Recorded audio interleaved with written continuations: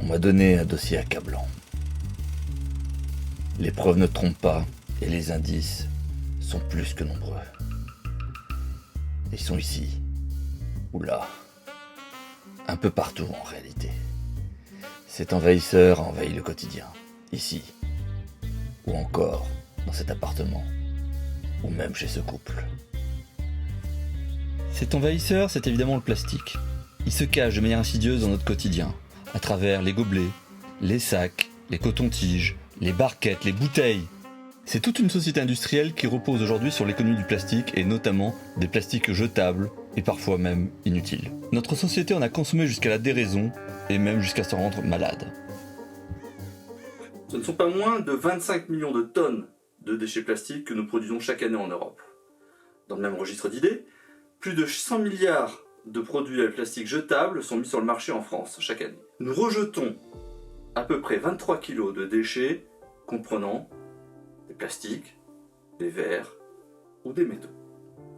Alors après, évidemment, ne noircissons pas le tableau.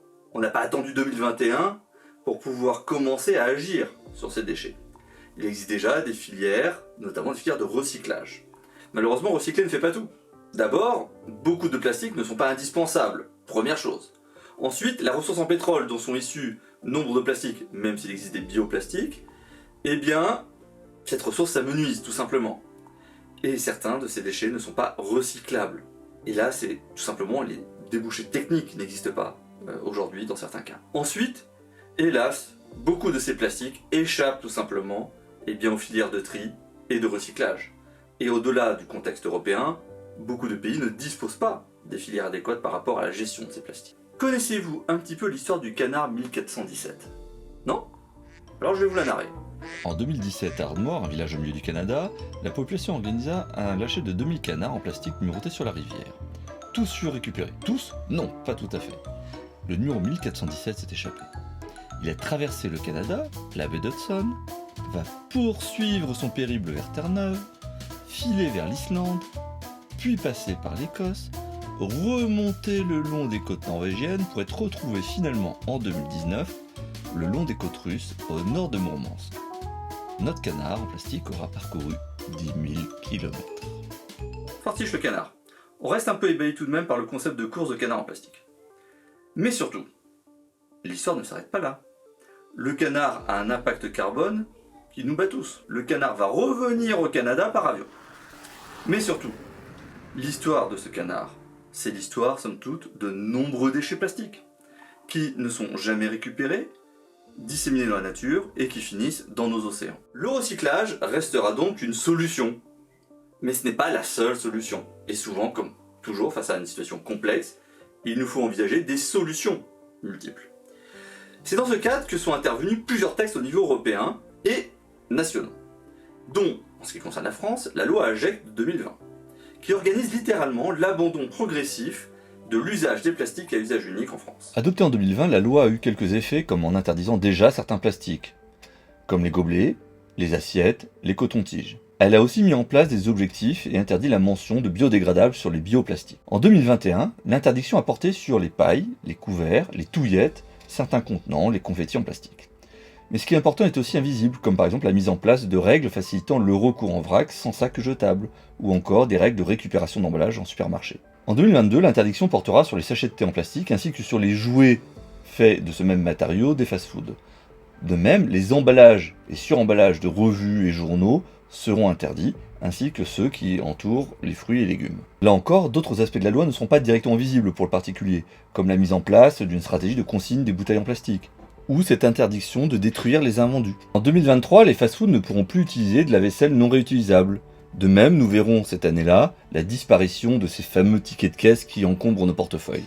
La loi n'organise rien en 2024 et nous passons en 2025. Cette année-là, de nombreux objectifs de la loi devront être réalisés et on devrait assister à l'interdiction de contenants en plastique pour l'alimentation des jeunes enfants, ainsi que tout un ensemble d'autres mesures telles que l'obligation pour tout nouveau lave-linge de recueillir les microplastiques. Et on en voit déjà les effets.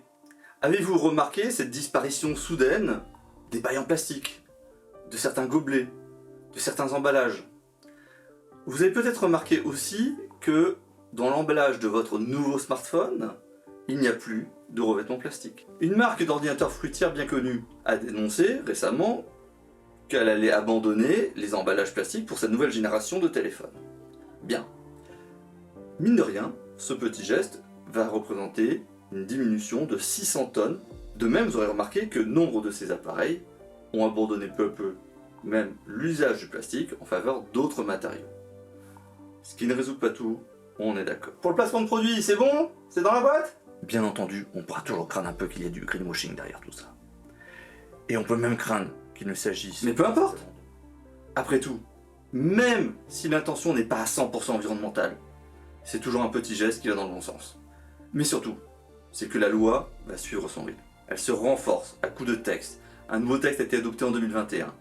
Et clairement, on est sur un objectif d'abandon des plastiques jetables et la diminution de manière générale à notre addiction au plastique. Il existe déjà de nombreux produits de substitution, comme par exemple des assiettes faites à base de son, qui sont biodégradables en 30 jours au lieu de mois ou de siècles pour le plastique. Une fois utilisées, ces assiettes pourront tout simplement être compostées avec le reste des déchets organiques. Ceci dit, le meilleur déchet étant encore celui qu'on ne produit pas, eh bien mangez vos couverts! On sait aujourd'hui faire des couverts qui sont à la fois résistants le temps du repas, et qui peuvent être mangés à la fin de celui-ci. Et c'est très pratique si on a oublié les desserts.